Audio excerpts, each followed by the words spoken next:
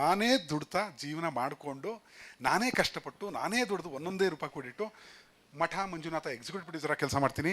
2 cinema ಮೋಸ ಮಾಡ್ತಾರೆ ನನಗೆ. You can all enjoy. 3, 4, 5 3 film co production ಮಾಡ್ತೀನಿ ಪೇಮೆಂಟ್ ಇಲ್ಲದೆ. ಆ ಪಾರ್ಟ್ ಯಾಕೆಂದರೆ ನನಗೆ 1947 ಭಾರತಕ್ಕೆ ಸ್ವಾತಂತ್ರ್ಯ ಬಂದರೆ ಒಬ್ಬ ನಿರ್ದೇಶಕನಿಗೆ, ಕ್ರಿಯಾಶೀಲ ನಿರ್ದೇಶಕನಿಗೆ, ಬರಹಗಾರನಿಗೆ ಸ್ವಾತಂತ್ರ್ಯ ಬರೋದು ಯಾವತ್ತೋ ಅವನ ಫಿಲ್ಮ್ ಅವನೇ ಪ್ರೊಡ್ಯೂಸ್ ಮಾಡ್ಕೊಂಡಾಗ.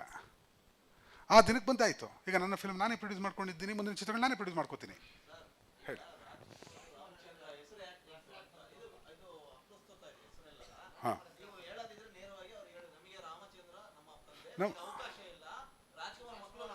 ಒಪ್ತೀನಿ ಸರ್. ನಮ್ಮ ಗಾಡ್ ಫಾದರ್ ಇಲ್ಲ ಅನ್ನೋದನ್ನು ಹೇಳಿದೆ, ಬೇರೆ ಯಾವ ಅರ್ಥಗಳು ಬಂದಿದ್ದಾರೆ. ಹೌದು, ರಾಜ್ಕುಮಾರ್ ವಿರೋಧ ನಾನು ಅಲ್ಲ ಸರ್. ಅಂದರೆ ನನಗೆ ಅಲ್ಲ, ಇರಲಿ, ನೋ ಇಶ್ಯೂ. ನಮ್ಮ ಚಿತ್ರರಂಗ ನಮ್ಮ ಮನೇಲಿ ಸಿನಿಮಾನೇ ತೋರಿಸ್ತಿರ್ಲಿಲ್ಲ. ಚಿತ್ರೋದ್ಯಮಕ್ಕೆ ಅಂದರೆ ಚಿತ್ರರಂಗಕ್ಕೆ ಬರಬೇಕು. Right sir, thank you. ಚಿತ್ರರಂಗಕ್ಕೆ ಬಂದಾಗ ನಮ್ಗೆ ಯಾವ ಬೆನ್ನೆಲುಬಿಲ್ಲದೆ ನಾವೇ ಮಾಡ್ಕೋಬೇಕಾಯ್ತು. ಹಾಗಾಗಿ ನಿಧಾನಕ್ಕಿರುತ್ತೆ ಟ್ರಾವೆಲ್ಲು. ಅಂದರೆ ಬರ್ತೀನಿ ದುಡ್ಡಿದೆ ಮಾಡ್ಬಿಡ್ತೀವಿ, ನೋ ಹಾಗಲ್ಲ. ಪ್ರತಿಯೊಂದು ಹಣವನ್ನು ದುಡಿತಾ ಚಿತ್ರಗಳನ್ನ ಕಟ್ತಾ ಹೋಗಬೇಕಾಗತ್ತೆ. ಮತ್ತು ಎಲ್ಲೂ ಕೆಟ್ಟ ಚಿತ್ರಗಳನ್ನ ಕೊಡಬಾರ್ದು. ಅದಕ್ಕೆ ಒಂದು ಹೇಳ್ತಾರೆ, ಮೇಷ್ಟ್ರು ನಿಂತ್ಕೊಂಡು ಹೋಗಿದ್ರೆ ಮಕ್ಕಳು ಓಡಾಡ್ಕೊಂಡು ಹೋಗ್ತಾರೆ ಅಂತ. ಬೇಕೋ ಬೇಡವೋ ಆ ಪರಿಸ್ಥಿತಿ ನಿರ್ಮಾಣ ಆಗುತ್ತೆ. ಅಂದರೆ ಒತ್ತಡ ಬರುತ್ತೆ, ಜೀವನದ ಒತ್ತಡಕ್ಕೋಸ್ಕರ ಯಾವುದೋ ಒಂದು ಕೆಟ್ಟ ಫಿಲಮ್ ಮಾಡಬೇಕಾದಂಥ ಪರಿಸ್ಥಿತಿ. ನೋ, ಅದಕ್ಕೆ ಸಿಕ್ಕಾಕೊಂಡ್ರೆ ಎಲ್ಲರೂ ಸಿಕ್ಕಾಕೊಂಡ ಕಡೆ ನಾನು ಸಿಕ್ಕಾಕೋತಿದ್ದೀನಿ ಅಂತ. ನೋ, ಆ ಎಚ್ಚರಿಕೆಯಲ್ಲಿ ಪ್ರತಿ ಕ್ಷಣ ಮನಸ್ಸಾಕ್ಷಿಗೆ ಅನುಗುಣವಾಗಿ ಕೆಲಸ ಮಾಡಬೇಕಾಗತ್ತೆ. ಹಾಗಾಗಿ ಮತ್ತು ಇದು ಮಾಡ್ಬಿಡ್ತೀನಿ ಸರ್. ರಾಜ್ಕುಮಾರ್ ಅವರು ನಾನು ತುಂಬ ಪ್ರೀತಿಸಿ ಗೌರವಿಸುವಂಥದ್ದು. ಬಿಕಾಸ್ ಅವರು ಅಪ್ಪು ಅವ್ರಿಗೆ ನಾನು ಕನ್ನಡ ಪಾಠ ಹೇಳಿದ್ದೀನಿ, ಅವರು ಗುರುಗಳೇ ಅಂತ ಕರೀತಾರೆ. ಹಾಗೆ ಅದು ಅಣ್ಣ ಅಷ್ಟೇ ಅಣ್ಣ, ಇದೇನು ಕಾಂಟ್ರವರ್ಸಿ ಇಲ್ಲ. ಕೇಳಪ್ಪ, ಖಂಡಿತ ತಂದೆ ಮಾಡ್ತೀನಿ. ಹೇಳಿ ಸರ್.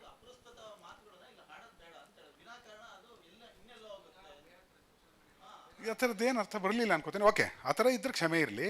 ಇಲ್ಲ ರಾಜ್ಕುಮಾರ್ ಅವ್ರಿಗೇನೋ ಅವಮಾನ ಮಾಡಬೇಕು ಅನ್ನೋ ನಾನು ಯಾರು ಸರ್? ನನಗೇನು ಅಲ್ಲ. ಒಂದು ನಮಗೆ ಯಾವ ಗಾಡ್ ಫಾದರಿ ಬೆನ್ನೆಲುಬು ಇರಲಿಲ್ಲ ನಮಗೆ, ಟು ಬಿ ಆನೆಸ್ಟ್. ಅಂದರೆ ಮೊದಲ ಸಿನಿಮಾ ಮಠ ಬರಲಿಕ್ಕೆ ತನಕ ನಮ್ಮದೇ ಆದ ಶ್ರಮಗಳಲ್ಲೇ ಬಂದಿರ್ತೀವಿ ಅಂತ ಹೇಳಿ ಅದನ್ನು ಹೇಳಕ್ಕೆ ಹೊರಟೆ ಹೊರತು ಬೇರೆ ಯಾವ ಅರ್ಥವೂ ಅಲ್ಲ. ಕ್ಷಮೆ ಇರಲಿ. ಎಸ್, ಹೌದು, ಇವತ್ತಿಗೂ ಅದೇ. ಹೌದು, ಸಾಧ್ಯನೇ ಇಲ್ಲ ಅಣ್ಣ. ಪರ್ಸೆಂಟೇಜ್ ನೀವು ಹಾಗೆ ನೋಡೋದಾದರೆ ನಾನು ತಂದಿಲ್ಲ. ಇದು ಪ್ರತಿ ವರ್ಷ ಬರ್ತಿರೋ ಚಿತ್ರಗಳ ಸಂಖ್ಯೆ. ನಾನು ಅದನ್ನು ಜೋಕ್ ಮಾಡ್ತೀನಿ. ಮಾಡ್ಬೋದಾ ಜೋಕು? ಸೀರಿಯಸ್ ಆಗೋಣ. ಓಕೆ, ಸಿನಿಮಾ ನಾನು ಕೇಳಿರುವಂತಹ ಈ ನನ್ನ 26 ವರ್ಷಗಳ ಇದರಲ್ಲಿ ನಂಗೆ ಸಿಗ್ತಾರೆ, ಸರ್ ಸಿನಿಮಾ ಜೂಜು ಸರ್ ಅಂತ. ಯಾಕ್ರೆ ಹಿಂಗಂತೀರಿ? ಒಳ್ಳೆ ಕಂಟೆಂಟ್ ಇಟ್ಕೊಂಡು, ಒಳ್ಳೆ ನಿರ್ದೇಶಕರ ಟೀಮ್ ಇಟ್ಕೊಂಡು, ಒಳ್ಳೆ ಕಲಾವಿದರನ್ನ ಇಟ್ಕೊಂಡ್ರೆ ಒಳ್ಳೆ ರಿಸಲ್ಟ್ ಎತ್ಕೊಂಡ್ಬರ್ತೀವಿ. ಅದನ್ನು ಪದೇ ನೋಡುವಂಥ ಸಿನಿಮಾ ಆಗುತ್ತೆ. ಮಾಡೇಬೋದು, ನಾವೆಲ್ಲ ಹಾಗೆ ಮಾಡ್ಕೊಂಡ್ಬಂದಿರೋದು. ನೀವು ಅದನ್ನು ಜೂಜು ಅಂತ ಯಾಕಂತೀರಿ ಅಂತ. ಇಲ್ಲ ಸರ್, ನಮ್ಗೆ ಅನ್ಸ್ಬಿಟ್ಟಿದೆ ಸರ್, ಒಂದು ಸಿನಿಮಾ ಮಾಡೋದು ಅದೃಷ್ಟ ಇದ್ದರೆ, ದೇವ್ರ ದಯೆ ಇದ್ದರೆ ಅದು ಹಿಟ್ಟಾಗುತ್ತೆ, ಬದುಕ್ಬಿಡ್ತೀವಿ ಸರ್. ಓ ಇಲ್ಲ, ನೀವು ಬಹುಶಃ ಜೂಜು ಅಂತ ಯಾಕೆ ನೀವು ತಲೆಯಲ್ಲಿ ಕೂತಿದೆ ಅಂದರೆ ಚೇಂಬರು ರೇಸ್ ಕೋರ್ಸ್ ಪಕ್ಕದಲ್ಲಿದೆ ಅಂತ.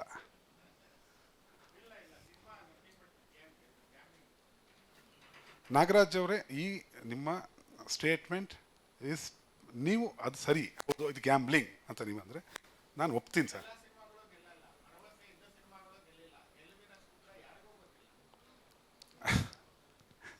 ಸರಿ ಸರ್,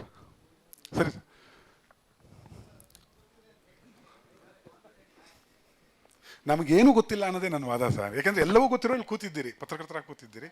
ನನಗೇನು ಗೊತ್ತಿಲ್ಲ ಸರ್. ನಂದು ಇದು 5ನೇದು. ಯಾವುದು? ಓಕೆ ಸರಿ ಹಾಂ ಸರಿ. ಹೌದು ಹಾಂ, ಹೇಳ ಖಂಡಿತ ಹೇಳ್ತೀನಿ. ಸಾಧ್ಯವೇ ಇಲ್ಲ ಅನಿಸುತ್ತೆ ನಿಮಗೆ. ಅದನ್ನು ಅನಲೈಸ್ ಮಾಡಿ ಅದಕ್ಕೆ ಕಾರಣ ಹೇಳ್ತೀನಿ. ಅದು ವೇದಿಕೆ ಇದಲ್ಲ, ಆದರೂ ಹೇಳ್ಬಿಡ್ತೀನಿ, ಕೇಳಿದ್ದಕ್ಕೆ ಹೇಳ್ತೀನಿ. ಡೈರೆಕ್ಟರ್ ಸ್ಪೆಷಲ್, ಅದರ ಕ್ಲೈಮ್ಯಾಕ್ಸೇ ಬೇರೆ. ನನ್ನ ಪ್ರೂವ್ ಮಾಡ್ಕೊಂಡು ಬಂದಿದ್ದರೂ ಕೂಡ ನನಗೆ ಬೇರೆ ರೀತಿಯ ಒತ್ತಡದಿಂದ ನಾನು ಅಂದ್ಕೊಂಡ ಕ್ಲೈಮ್ಯಾಕ್ಸ್ನ ಮಾಡೋಕ್ಕೆ ಬಿಡಲಿಲ್ಲ ಚಿತ್ರರಂಗ. ಹೇಳ್ತೀನಿ ಯಾಕೆ ಅಂತ. 2ನೇ ಸಲ ಅಂತೂ ಒಬ್ಬ ಪಾರ್ಟ್ನರು ಆ ಸಿನಿಮಾ ರೆಡಿ ಮಾಡಿಕೊಟ್ಟು 60-65 ಲಕ್ಷ ನೋಡಿದ್ದಾರೆ ಯೂಟ್ಯೂಬಲ್ಲಿ. 100 ರೂಪಾಯಿ ಅಂದರೆ 60 ಕೋಟಿ. ಕಮ್ಮಿ ನೋಡಿದ್ರು 3 ಕೋಟಿ ರೂಪಾಯಿ 4 ಕೋಟಿ 5 ಕೋಟಿ ರೂಪಾಯಿ ಬಿಸ್ನೆಸ್ ಮಾಡೋಂಥ ಫಿಲಮ್ನ ಆತ ತಲೆಮರೆಸ್ಕೊಂಡಿದ್ದೇನೆ, ಎಲ್ಲಿದ್ದಾನೆ ಗೊತ್ತಿಲ್ಲ. ಆ ಸಿನಿಮಾನ ನನ್ನ ಪಾರ್ಟ್ನರ್ ಹಂಗೆ ಪೇಮೆಂಟು ಇಲ್ಲದೆ ಓಡೋಗ್ಬಿಟ್ಟ. ಆ 6 ವರ್ಷ 5 ವರ್ಷದ 6 ಕೋಟಿ ಮೋಸ ಆಗಿರೋದು ನನಗೆ ಅವನಿಂದ. ಬಂದಿದ್ದಾನೆ ಒಬ್ಬ ಚಿತ್ರೋದ್ಯಮದಲ್ಲಿ ವಿಶೇಷವಾದ ಏನೋ ಮಾಡ್ತಾನೆ, ಲೋ ಬಜೆಟ್ ಮಾಡ್ತಾನೆ, ಪ್ರೊಡ್ಯೂಸರ್ ಸೇಫ್ ಗಾರ್ಡ್ ಮಾಡ್ತಾನೆ ಅಂತಂದನ್ನ ಈ ಥರ ಟ್ರೀಟ್ಮೆಂಟ್ ಕೊಟ್ಟು ಅವ್ನು ಹಿಂಸೆ ಕೊಟ್ಟರು ಕೂಡ ಆಯಿತು ನೀವೇನೇನು ಮಾಡ್ತೀರೋ ಮಾಡ್ರಪ್ಪ, ನಾನು ಬರ್ತೀನಿ ಒಂದಿನ ಪ್ರೊಡ್ಯೂಸರ್ ನಿಂತ್ಕೋತೀನಿ, ಒಂದಿನ ತೋರಿಸ್ತೀನಿ ಅಂತ ಹೇಳ್ತಾನೆ ಒಬ್ಬ ಹತಾಶ ಪ್ರೇಕ್ಷಕ. ಅಂದರೆ I am doing it honestly. ಹೀಗೆ ಮರು ಅಂದರೆ ಡೈರೆಕ್ಟರ್ ಸ್ಪೆಷಲ್ ಕೆಟ್ಟ ಚಿತ್ರ ಅಲ್ಲ, 2ನೇ ಸಲ ಕೆಟ್ಟ ಚಿತ್ರ ಅಲ್ಲ. ಕೆಟ್ಟ ಚಿತ್ರ ಆಗಿದ್ರೆ ಹೇಳ್ಬೇಕು ಸರ್, ಅದು ದರಿದ್ರವಾಗಿತ್ತಯಾ ಅಂತ. 2ನೇ ಸಲ ಮೆಚ್ಚಿದ್ರು ಎಷ್ಟೋ ಜನ. ಥಿಯೇಟ್ರಲ್ಲಿ ಅದನ್ನು ಶೋಗಳಿಲ್ಲದೆ ಇರೋ ಮಾಡಾಕ್ಬಿಟ್ಟ ಅವನು, ಬಿಕಾಸ್ ಅವ್ನಿಗೆ ಡಿಸ್ಟ್ರಿಬ್ಯೂಷನ್ ಬರಲ್ಲ. ಡೈರೆಕ್ಟರ್ ಸ್ಪೆಷಲ್ಲು ಕ್ಲೈಮ್ಯಾಕ್ಸು ಬೇರೆನೇ ಇತ್ತು. ಅದು ಕಾರಣ ಯಾರು? ಆ ಹೆಸರು ವೇದಿಕೆ ಅಲ್ಲ. ಇದು ನಾನು ಇನ್ನೊಮ್ಮೆ ತಗೋತೀನಿ, ಅದನ್ನು ಖಂಡಿತ ಮಾತಾಡ್ತೀನಿ. ಅವೆರಡನ್ನೂ ಫಿಲಮ್ಗಳದು. ಯಾಕೆ ನನ್ನ ಒಬ್ಬ ಹತಾಶ ಪತ್ರಿಕೆ ಬಂದು ಇವತ್ತು ಪ್ರೊಡ್ಯೂಸರ್ ಆಗಿದ್ದೀರಿ, ನಿರ್ದೇಶಕರಾಗಿದ್ದೀರಿ. ಯಾಕೆಂದರೆ ಎಲ್ಲ ಸಂಸ್ಥೆ ಪ್ರೊಡಕ್ಷನ್ ಸಂಸ್ಥೆಯಲ್ಲಿ ದುಡ್ಡಿದೆ ಸರ್. ಎಲ್ಲ ಪ್ರೊಡಕ್ಷನ್ ಸಂಸ್ಥೆಯಲ್ಲಿ ಒಬ್ಬ ಒಳ್ಳೆ ಡೈರೆಕ್ಟ್ರು ಅಂತ ಅನ್ಸ್ಕೊಳ್ಳೋನು ಸಿಗೋದು ಕಷ್ಟ. ಒಪ್ತಿರೋ ಏನೋ ಗೊತ್ತಿಲ್ಲ. ನೀನು ಒಳ್ಳೆ ಡೈರೆಕ್ಟ್ರಾ, ನಾನು ಒಳ್ಳೆ ಡೈರೆಕ್ಟ್ರ್, ಹತಾಶ ಪ್ರೇಕ್ಷಕ. ಆದರೆ ನನ್ನ ಸಂಸ್ಥೆಯಲ್ಲಿ ಹಣ ಇಲ್ಲದೆ ಇರ್ಬೋದು, ಹಣ ಇದೆ ಅಂದರೆ ಬರ್ತಾ ಇದೆ, ಬರಬೇಕಾದ ಬರುತ್ತೆ.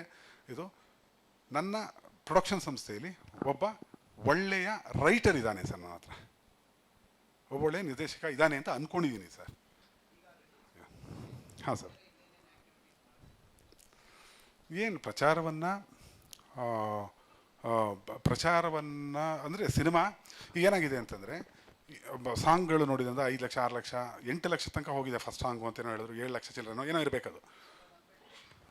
ಇಲ್ಲ ಆರ್ಗ್ಯಾನಿಕ್ ಅಣ್ಣ, ಇಲ್ಲ 1 ರೂಪಾಯಿ ಹಾಕಿಲ್ಲ, ವಿಖ್ಯಾತ ಕೈಲಿ ಹಾಕ್ಸಿಲ್ಲ ನಾನು, ಆರ್ಗ್ಯಾನಿಕ್ ಅಲ್ಲ. It's okay, no issues. Manjunath ನೋಡಿದರೆ ಇದನ್ನು ನೋಡ್ತಾರೆ, ಎಂಜಾಯ್ ಮಾಡ್ತಾರೆ. ಅದು ಬೇಡ, ಯಾವುದನ್ನು ನಂಬ್ಕೊಂಡು ಕೂತ್ಕೊಳ್ಳೋಕ್ಕಲ್ಲ. ಒಂದು ಸಣ್ಣ ಕ್ಯಾಲ್ಕುಲೇಷನ್ ಅಷ್ಟೇ, ಅನಲೈಸ್ ಮಾಡೋಕ್ಕೆ ಏನಿದೆ ಮಾರ್ಕೆಟಲ್ಲಿ ಡಿಮ್ಯಾಂಡ್ ಇದೆಯಾ ಇಲ್ವಾ. ಯಾವತ್ತು ನನ್ನ ಚಿತ್ರಗಳಿಗೆ ಡಿಮ್ಯಾಂಡ್ ಇಲ್ಲ ಅಂದರೆ ಅದನ್ನು ಸಿನಿಮಾ ಮಾಡೋದೇ ನಿಲ್ಲಿಸ್ಬಿಡ್ತೀನಿ. ವೆರಿ ಕ್ಲಿಯರ್ ಅಣ್ಣ. ಥಿಯೇಟ್ರ್ ಒಳಗೆ ಆ ವಿಶೇಷಗಳು ಕಾಣಿಸ್ಕೊಳ್ಳಿ ಅಂತ ಹೇಳಿ ಅದು ಬಿಟ್ಕೊಡ್ತಾ ಏನಾಗುತ್ತೆ, ಸಾಂಗ್ 2 ಬಿಟ್ಟು ಅಂದರೆ ಏನಾಗುತ್ತೆ, ಒಬ್ಬ ಕಾನ್ಫಿಡೆಂಟ್ ಆಗಿರ್ತಾನೆ, ಅವನು ಎಡವುಲಿ ಅಂತ ಕಾಯ್ತಾ ಇರತ್ತೆ ಎಲ್ಲ ಕಡೆಯಿಂದ. ಒಂದು ಸಾಂಗಲ್ಲಿ ಎಡಬಿಡ್ಲಿ, ಇದು ಮುಗೀತು ಸರ್, ಮಲತ್ತೆ ಸರ್, ಅಂತ ಏನೋ ಒಂದು ಕ್ರಿಯೇಟ್ ಮಾಡೋಕ್ಕೆ ಒಂದು ವರ್ಗ ಕಾಯ್ತಾ ಇರುತ್ತೆ. ಇಲ್ಲ, ಸಾಂಗು ಕಂಫರ್ಟಬಲ್ ನೋಡಿದ್ವಿ, ನೋಡಿದ್ದಾರೆ, ಇಷ್ಟಪಡೋರು ಇಷ್ಟಪಟ್ಟಿದ್ದಾರೆ, ಮುಂದಕ್ಕೆ ಹೋಗ್ತಾ ಇದೀವಿ. ಆ ಕ್ಯೂರಿಯಾಸಿಟಿ ಬಿಲ್ಡ್ ಆಗಿರೋದನ್ನು ಚುಚ್ಚಿ ಬಸ್ಟ್ ಮಾಡಬೇಡ, ಥಿಯೇಟ್ರಲ್ಲಿ ಬಂದು ನೋಡ್ಬೋಣ. ವಿಶೇಷತೆಗಳು ಬೇಕಾದಷ್ಟು ಹೇರಳವಾಗಿದೆ. ಅಂದರೆ ಜವಾಬ್ದಾರಿ ಏನಾಗುತ್ತೆ, ಇಷ್ಟು ಜನ ಬಂದೇ ಬರ್ತಾರೆ ಥಿಯೇಟ್ರ್, ಅಷ್ಟು ಜನ ಸ್ಯಾಟಿಸ್ಫೈ ಮಾಡಿ ಕಳಿಸ್ಬೇಕು. ಇಷ್ಟೆಲ್ಲ ಮಾತಾಡಿ ಅವ್ನು ಕೊಡೋ 100 ರೂಪಾಯಿಗೆ ಮೋಸ ಮಾಡಿದೆ ಅಂದರೆ ನಾನೇ ಸರಿ ಇಲ್ಲ ಅಂತಾಗತ್ತೆ. ನೋ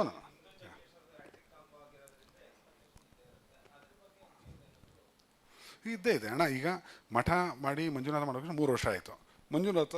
ಇದಳು ಮಂಜುನಾಥಗೂ ಮತ್ತು ನಮ್ಮ ರಂಗನಾಯಕಗೂ ಬಂದು ಆಲ್ಮೋಸ್ಟ್ 2009 ಆ್ಯಂಡ್ 2024 15 ಇಯರ್ಸ್ ಆಯಿತು. 15 ಇಯರ್ಸ್ ಗ್ಯಾಪ್ ಆಗಿದೆ. ಆದ ನಂತರ ಮತ್ತೊಮ್ಮೆ ಥಿಯೇಟ್ರಲ್ಲಿ ನಗುವಿನ ಪ್ರದರ್ಶನಗಳು, ರೋಮಾಂಚನದ ಪ್ರದರ್ಶನಗಳು, ವಿಶೇಷ ಕಥೆಯ ಕ್ರಿಯೇಟಿವಿಟಿ ಪ್ರದರ್ಶನಗಳು ಲಭ್ಯವಿದೆ.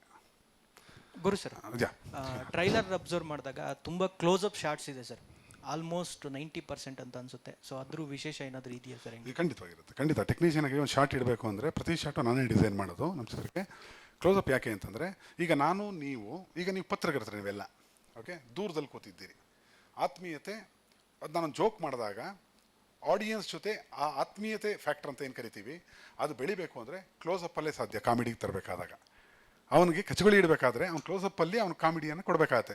ಲಾಂಗ್ ಶಾರ್ಟಲ್ಲಿ ಯಾರೋ ಅಲ್ಲೇನೋ ಜೋಕ್ ಮಾಡೋದು ಗೊತ್ತಾಗಲ್ಲ. ಲಾಂಗ್ ಶಾರ್ಟ್ಗೂ ಕಾಮಿಡಿಗೂ ಸಂಬಂಧ ಇಲ್ಲ.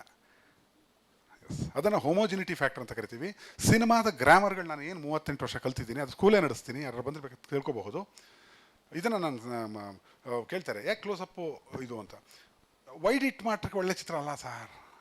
ವೈಡ್ ಎಲ್ಲಿ ಇಡಬೇಕು? ಕಣ್ಣಿನ ಲೆನ್ಸ್ ಏನು ಸರ್? ನಾರ್ಮಲ್ ಲೆನ್ಸ್ ಅಂತ ಕರಿತೀವಿ. ಕಣ್ಣಿನ ಲೆನ್ಸು 50 mm. 50 mm ಲೆನ್ಸ್ ಅಂದರೆ ಕಣ್ಣು ಏನು ಕಾಣುತ್ತೋ ಹಾಗೆ ಕಾಣಬೇಕು. ಮಿಡ್ಡು ಮತ್ತು ಕ್ಲೋಸ್ ಫಾರ್ಮೆಟ್ಟು ಇಲ್ಲಿನ ಅಂಡರ್ ಡೆವಲಪ್ಡ್ ಕಂಟ್ರೀಸ್ಗೆ ಒಗ್ಗುವಂತಹ ಫಾರ್ಮೆಟ್ಟು. ಸಿನಿಮಾಸ್ಕೋಪ್ ಆಗಲಿ ವೈಡ್ ಪೆನರಮಿಕ್ ಅಲ್ಲ. ನೀವು ಕ್ಷಾಮ ತೋರಿಸುವಾಗ ಅದನ್ನು ಕ್ಲೋಸಪ್ಪಲ್ಲಿ ತೋರ್ಸೋಕ್ಕಾಗಲ್ಲ. ಒಂದು ದೊಡ್ಡ ಅಗಾಧವಾದ ಸಮುದ್ರ ತೋರಿಸುವಾಗ ಕ್ಲೋಸಪ್ಪಲ್ಲಿ ತೋರ್ಸೋಕ್ಕಾಗಲ್ಲ, ರೈಟ್? ಅದನ್ನು ಅಗಾಧವಾಗಿ ತೋರಿಸ್ಬೇಕಾಗಿ ಬರುತ್ತೆ. ಅದಕ್ಕೆ 8 mm ಲೆನ್ಸ್ ತನಕ ಹೋಗ್ತೀವಿ ನಾವು. ಅಂದರೆ ಫಿಶ್ ಐ ಲೆನ್ಸ್ ಅಂತ ಕರಿತೀವಿ, ಹಿಂಗಿರುತ್ತದು, ರೈಟ್? ಅದನ್ನು ಅಗಾಧತೆಯನ್ನು ಕಾಣಿಸ್ಬೇಕಾದಾಗ when comes to comedy is a very personal thing between the protagonist and the audience ಅವನ ಜೊತೆ ಇಬ್ಬರನ್ನು ಕನೆಕ್ಟ್ ಮಾಡಬೇಕಾದ್ರೆ ಕ್ಲೋಸಪ್ಪಲ್ಲೇ ಪಂಚ್ ಹೊಡಿಬೇಕಾದ ನಾನು. ಮತ್ತು ನಮ್ಮ ಎಲ್ಲ ರೀತಿಯ ಕಾಮಿಡಿ ನಮ್ಮ ಕ್ಲೋಸ್ ಯಾರಿರ್ತಾರೆ ಅವ್ರ ಜೊತೆನೇ ವರ್ಕ್ ಆಗೋದು. ಬೇರೆಯವನವನವರು ಅಂದರೆ ತಲಾಟೆ ಅಂತೀವಿ. Think of it, it's a beautiful psychology.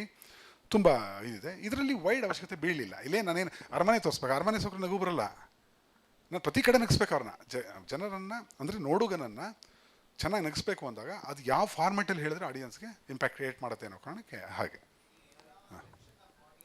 Kannada ಚಿತ್ರರಂಗದ ಎಕ್ಸ್ಕ್ಲೂಸಿವ್ ಅಪ್ಡೇಟ್ಸ್ಗಾಗಿ ಡೌನ್ಲೋಡ್ ಮಾಡಿ my movie bazaar mobile application Google Play Store ಮತ್ತು ಆಪ್ ಸ್ಟೋರ್ನಲ್ಲಿ ಲಭ್ಯ.